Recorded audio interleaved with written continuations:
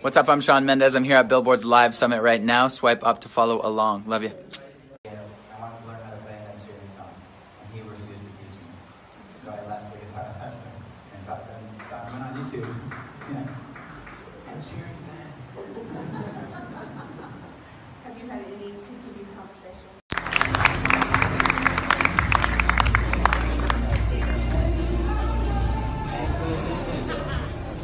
How are you guys?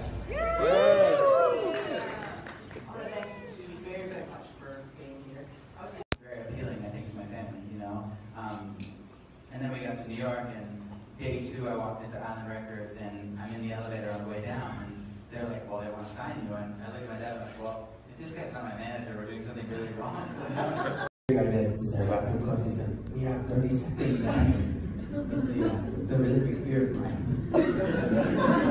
One time I was on stage and had to be so bad, and it was distracting me from the show, and I was like, this is never happening again. Now, back to Taylor, that's how you met Lou Messina, who is your, not just national tour player, but your worldwide tour player. Why did you guys decide to go that route? The most incredible thing about it, and I don't know if that works for everybody, but it never fails to. Those 20 seconds right before you step on stage, whatever is killing you that day, for some reason just disappears. And every time you think it's not going to work this time, and it always does, which is kind of the beautiful thing about what playing live to people is, you know? Was a huge myself and Gally strategizing together to think make that sure that it's also so much more about than just like booking a show for you. I think you are creating, you know, the perception of me as a live performer. What type of shows you play, where you play. It's about 60, and on a daily basis, it's like 12 to 15. Yeah. So, on a 60 crew tour, how did you learn how to be the boss?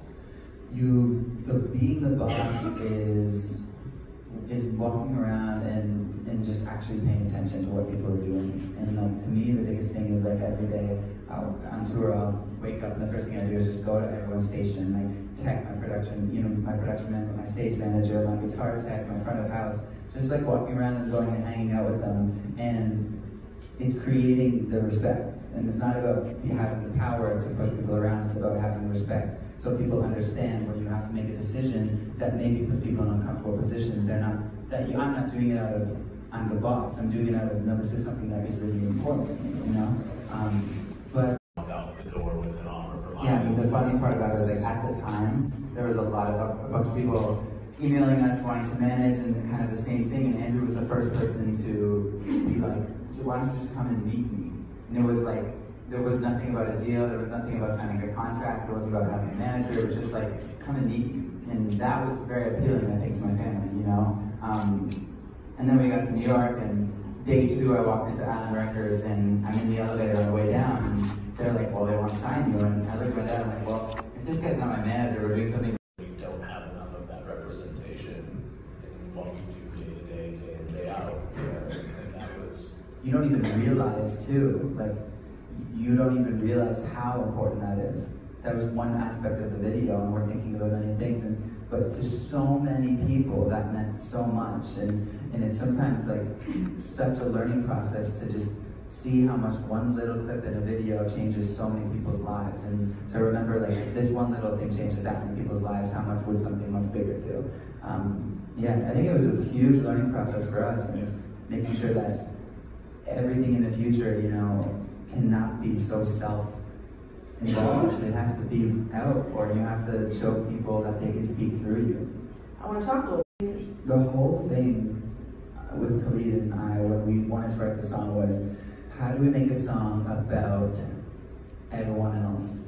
And like, included us, we're included in that voice, you know? And a lot of people are so incredible in this world. I have a 15-year-old, she better be 15 or I'm in trouble.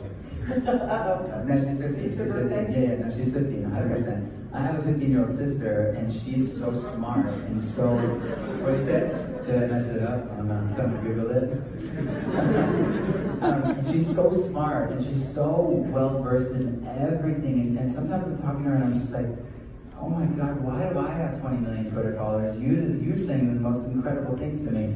And I realized so quickly how important it was to give people the platform and the voice to speak to the millions because they deserve to, and a lot of people don't have that ability. And that was kind of what youth was to us, was making sure that we could create something, that could take the voices from all of these incredible people across the entire world, these incredible kids, and let them tell their message, because it's not like we have anything more incredible to say than them, and a lot of times they have better things to say than us, and that was kind of what the whole thing was about, and I think that it did. I'm really proud of it. Andrew, I think On and kind of be with that when I get home, like feel kind of like disoriented about it. But the biggest thing for me is just like communication. I think every time I felt overwhelmed and I didn't tell Andrew, I got deeper into this hole. And now every time I have like a small amount. You have the sign with my name on it. Big deal. Exactly. I want to go back to the thing about us. All that, and I was immediately just extremely impressed. And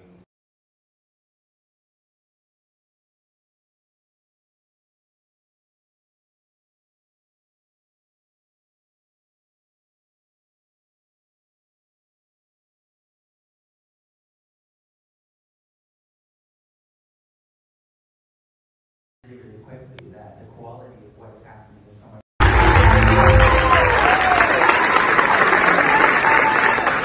Thank you guys very much.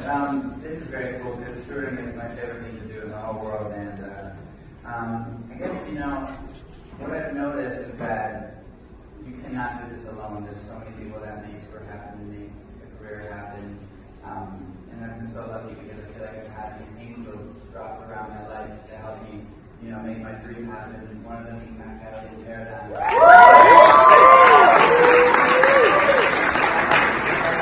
Earlier, and I said this, literally, I think the very first time I ever flew to America, I landed in New York and Matt was there with like a sign that had my name on it, like to drive into my hotel. It was like, that was literally meant the day one, and I thank you, man. And you've been coming to shows forever, and I love you, so thank you for